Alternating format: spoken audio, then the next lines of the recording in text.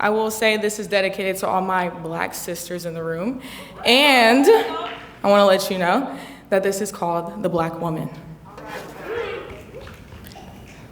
She says her name the way her mama told her to. Loud, proud, carrying every lesson that came before it, like introductions or declarations. She learned to walk into rooms aware of how she's being read. Her eyes, her lips, even how she wears her hair, it's all interpreted before she even says a word. You know, it's like her existence needed managing. Like she hadn't already memorized the rules that's carved into that black skin that's scarred over like Braille. She learned young that people think they know her. She knew what it meant to grow into her blackness, her womanhood. Knew that it meant being called masculine as the tightness and the weight of her family wraps around her throat. She knew it meant being called too soft when she shows emotion, like her tears are a weakness instead of proof that she actually feels. She knew it meant being noticed too early, judged too quickly, and treated older than she was and tougher than she felt. She felt those eyes linger on her sun-kissed skin, hearing those assumptions that follow her confidence. You know, she even learned to code switch her voice, to speak higher, to make them feel comfortable, sounding less like a threat and more like something they don't have to fear.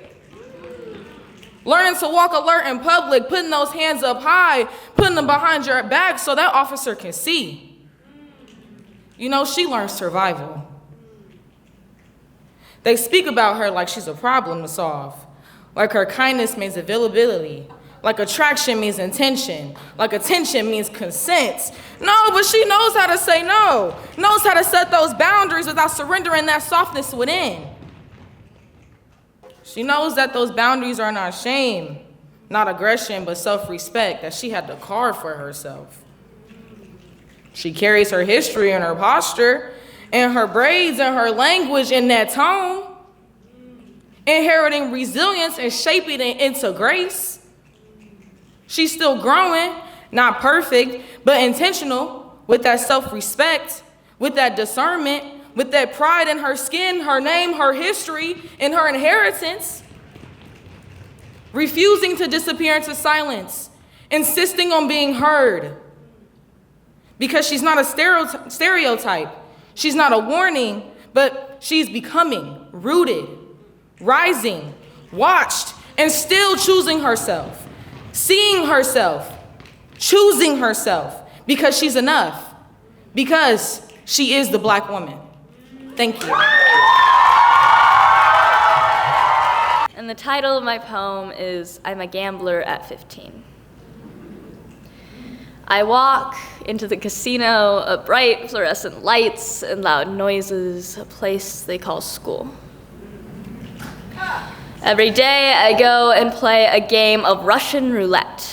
Click goes my shoes on the linoleum floor, click goes the gun to my head. It's a game of chance, and the numbers aren't in my favor. But I don't have a choice. This gambling game is mandatory by law and funded by our taxes. The threat of my death, endorsed by our president, avoidable by a bill Congress refuses to pass. So I gamble. I gamble because I must. Every day I go to school well aware of the possibility a man could walk into the building, or maybe a student. Fed up with the hand life had dealt them, grabbed a gun from their dad's closet. I can hear them now. Kids crying in lockdown, hiding in a dark corner, protected by one locked door. And I think deep down we all know that's not going to stop them. So every week, Monday through Friday from 8 to 3, I gamble. Though I am still just a kid, I gamble. I go all in with my life as collateral. The prize, another boring day. It's a lottery, but instead of getting a free scratch ticket, I get to live. It's roulette, but if it lands on red, there's a color splattered on the wall. Blackjack, but instead of trying to get to 21, I try to get to 18. I roll the die and hope I don't. It's a slot machine I can't stop playing. Except this isn't a game, this is my life. And I don't want to gamble. I don't want to die. Thank you. And this is my poem, Girlhood. Being a girl is seeing the beauty in every girl you pass on the street, in the young and the old, and the women waiting in line for the clubs, and the women walking out of the churches downtown. It's holding a spot in your heart for every type of girl that you meet, that you see, think of, and understand. Being a girl is trying so hard to love life. It's taking pictures of your friends when they aren't looking, posting them on their birthday, even though they hate the attention. Being a girl is getting the wrong kind of attention. Being a girl is having a conversation with your grandmother about aging and how it scares you to grow up, to move out. It's expecting peaceful comfort and understanding, but it scares her too. Being a girl is being told you look like your mother your whole life and resenting it. It's later in life wishing that it was still true, and it's looking at her one day and realizing that her hair is turning gray as yours gets longer. Being a girl is devoting your life to being remembered in small ways. The gifts you give, the art you made, the achievements you want people to notice. It's holding others up silently and without reward. Being a girl is making sure every person in your life feels valued and never taking an apology from any of them. Being a girl is never forgetting to say thank you because you were taught to never ask for anything. It's allowing people to take advantage of your kindness because maybe they need a little bit more right now. Being a girl is learning to hold your tongue in public, then it's late at night whispering secrets to your best friends, even though you should be asleep. It's waking up early the next morning with bags under your eyes, but a smile on your face. Being a girl is growing up too fast. It's holding on to things from your childhood, wearing bows, keeping the stuffies, learning to love the color pink again. My sister was a sad kid. I grew up angry. Being a girl is holding your mom's hand while she cries because sometimes his words are too loud. Being a girl is sympathizing with him because of the way he was raised, the hurt you've heard he went through. It's being raised the same way, his anger flowing through your veins. Being a girl is meeting someone new, and in the first 20 minutes, they make a comment on your body. In the first 4 hours, they show you their scars, and within a day, you realize that every single boy, man, and male in your life thinks the exact same things. Girlhood is constantly longing to be taken seriously. It's being told you should be a lawyer because you argue too much. Being a girl is not being listened to. It's not knowing what's wrong with you even though you know something is wrong. It's knowing that there's more studies on how your issues affect men than how they actually affect you. Being a girl is holding yourself accountable. It's being labeled as annoying for having a different vocal tone. It's ignoring the problems you have to go through because the world isn't forgiving.